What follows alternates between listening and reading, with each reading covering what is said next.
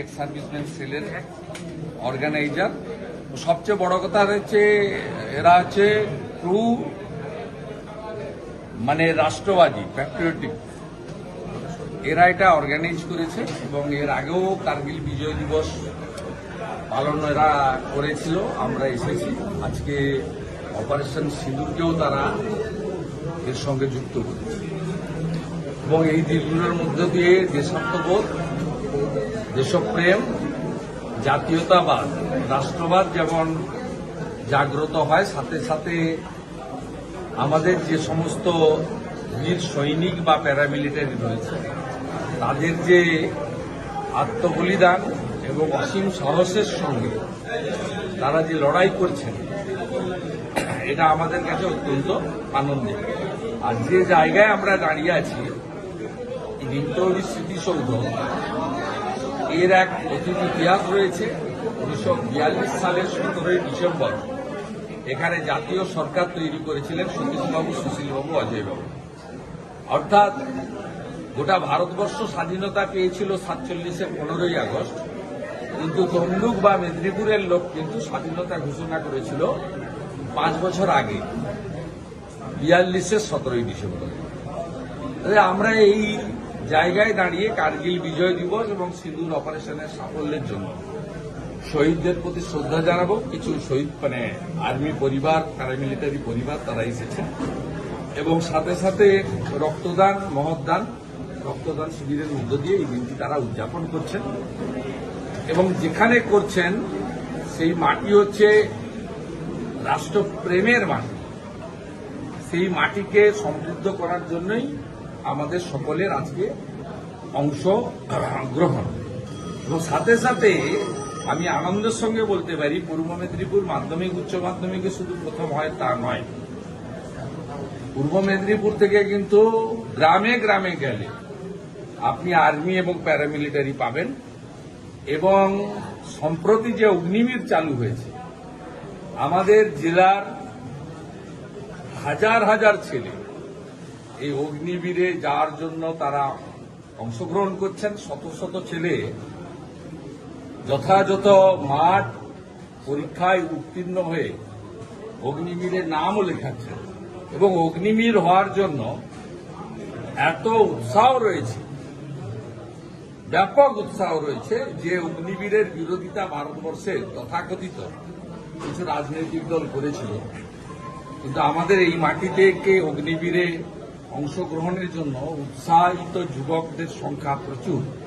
এবং শুধু তাই নয়, এখন প্যারামিলিটারি আর্মিতে আমাদের বোনেরাও ভারতবর্ষের অন্য জায়গার সাথে সাথে পূর্ব মেদিনীপুর থেকেও প্রচুর যাচ্ছে। তো অপারেশন সিঁদুরে রাজস্থান থেকে কাশ্মীর বর্ডার পর্যন্ত আমাদের এই জেলার প্রচুর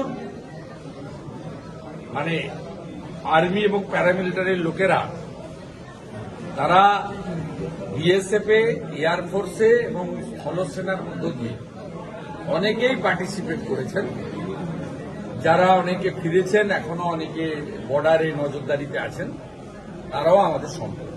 শুভেন্দুদা, এই পূর্ব মেদিনীপুরের এই তমলুকের একটি গ্রামে, এই শিয়ারা গ্রামে যে 7 বছর আগে যে ধর্ষণ কাণ্ড, সেই অভিযুক্ত বেকসুর খালাস হয়ে গেল শুধুমাত্র তথ্য প্রমাণের অভাবে।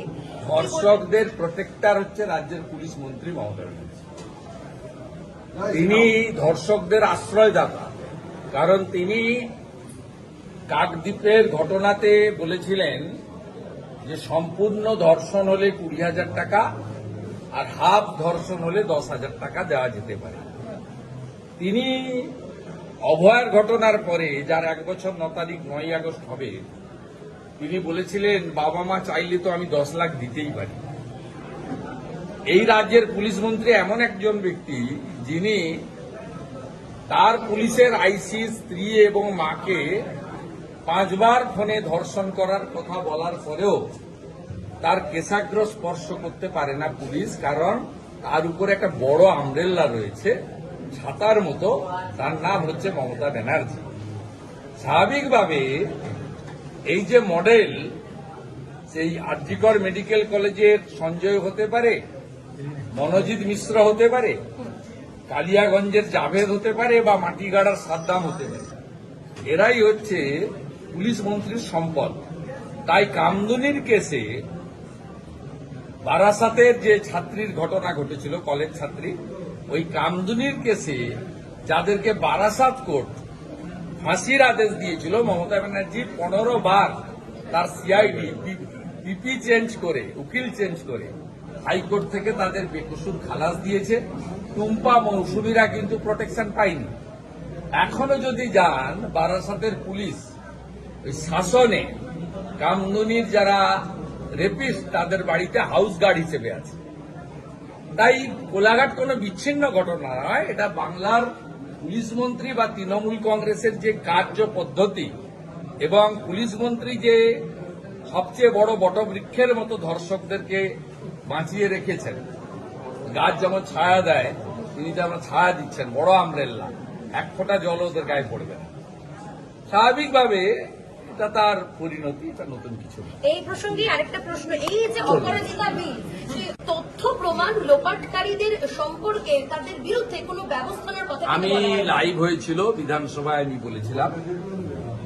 আমি বলেছিলাম আমরা সম্পূর্ণ সমর্থন করছি, কিন্তু আপনি তাড়াহুড়া করে বিলটা এনেছেন। টেকনিক্যালি এই বিলটাতে আপনার লিগ্যাল ডিপার্টমেন্ট বা আপনারা ভুল করছেন। কারণ লিগ্যাল ডিপার্টমেন্ট মলয় ঘটকরা হচ্ছে সরীসৃপ জাতীয় প্রাণী, তাদের মেরুদণ্ড নেই। ল্যাম্পপোস্ট একটা, বাকি সব মানে একটাই পোস্ট, বাকি সব ল্যাম্পপোস্ট। স্বাভাবিকভাবে ভুল রাখা বিল উনি অনুমোদন করিয়েছেন বিধানসভা থেকে, আর আমরা উনি অত্যন্ত প্রোঅ্যাক্টিভ হয়ে করেছেন, আমরা সমর্থনও দিয়েছি। কিন্তু আমার বক্তব্য আপনি দেখবেন, ওই স্পিচটা লাইভ হয়েছিল অপোজিশন লিডার এবং মুখ্যমন্ত্রী। আমার বক্তব্য ছিল পাস করানোর দায়িত্ব আপনার, কারণ আপনি নোয়িং ফুললি ওয়েল টেকনিক্যালি ভুল বিল আপনি পাস করিয়েছেন, তা মালের দায়িত্ব তো আরোহীকে নিতে হবে। দপ্তরে মুখ্যমন্ত্রীর প্রিন্সিপাল সেক্রেটারি গৌতম সান্যাল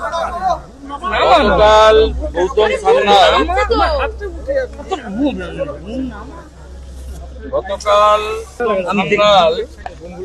আইপ্যাককে নিয়ে মিটিং করেছেন। মিটিং করে তিনি নির্দেশ দিয়েছেন CMO West Bengal directed DM SDO yesterday to issue large numbers of domicile certificate for the district of North South Chobis Pargona, Nadia, Murshidabad, Birbhum, Malda, North and South Dinajpur, Coachbihar. এইটা domicile certificate দিচ্ছে রোহিঙ্গা এবং বাংলাদেশের মুসলমানদের।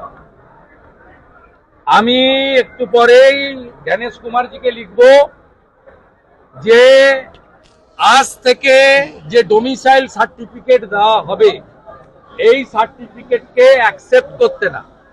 ইতিমধ্যে আইপ্যাকের উদ্যোগে 8টা border ডিস্ট্রিক্টে 75,000 মুসলমান বাংলাদেশি 6 নম্বর form দেওয়া হয়েছে।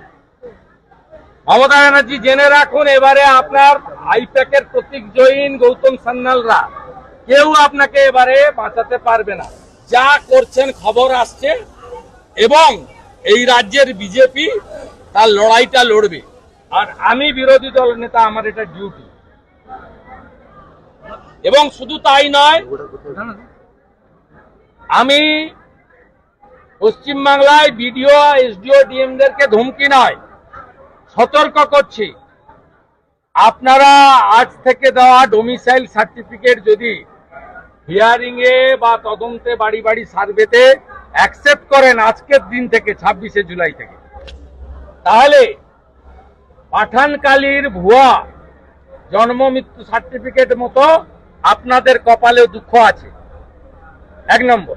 দ্বিতীয় নম্বর, বিএলও নিয়ে আমি প্রোটেস্ট করেছিলাম 11 থেকে 84 জন ICDS এর নাম দিয়ে, তারপরে গোটা ভারতে চেঞ্জ হয়ে গেছে। 1.1 এ বলা আছে পার্মানেন্ট স্টাফকে দিতে হবে।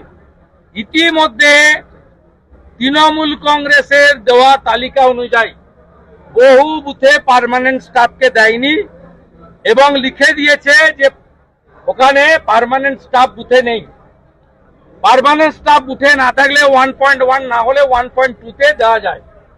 Para teacher, part timer, vocational, ICDS ইত্যাদি। আমি ওই বুথগুলোতে প্রমাণ করে দেব পার্মানেন্ট স্টাফ থাকা সত্ত্বেও এরা না লিখে এপিট দিয়েছে। জেলে যেতে হবে, জেলে যেতে হবে। তমলুকের ভিডিওকেও বলে রাখি, জেলে আপনাদের যেতে হবে। আপনারা জানেন না বিহারে যে এসআইআর হয়েছে 403 জনের নামে এফআইআর হয়েছে বিএলও, 53 জন বিএলও অ্যারেস্ট আছে বিহারের বিভিন্ন জেলে। আপনি বলছেন মমতার পুলিশ ধরবে না? মমতার পুলিশ যদি না ধরে তার জন্য কি করতে হয় 4 বছরে আমি প্রমাণ করে দিয়েছি, আবার প্রমাণ করে দেব। নজরুল মঞ্চে আজকে একটাও রোহিঙ্গা এবং বাংলাদেশের মুসলমানের নাম থাকবে না। আমাদের এখানেও সব মুসলমান গ্রামে বাংলাদেশের মেয়েদের ফেসবুকে এই 5-6 বছরের মধ্যে পটিয়ে নিয়েছে, বিয়ে করিয়েছে, করে ফলস আধারে পিক করে দিয়েছে। সব মুসলমান পাড়ায় পাবেন আপনি বাংলাদেশের মেয়ে বউ। বাংলাদেশের মুসলমান মেয়েদেরকে এনে বিয়ে করেছে ফেসবুকে পটিয়ে। কেউ ভিসা করে এসছে আর ফিরে যায়নি, আর অনেকেই ভিসা না করে মমতার দয় বেড়া নেই খোলা 540 কিলোমিটার ঢোকাচ্ছে, শেষ করে দিচ্ছে। বিহারে যদি 50 লাখ বাদ যায়, এখানে 1,25,00,000 বাংলাদেশি মুসলমান আর রোহিঙ্গা বাদ যাবে।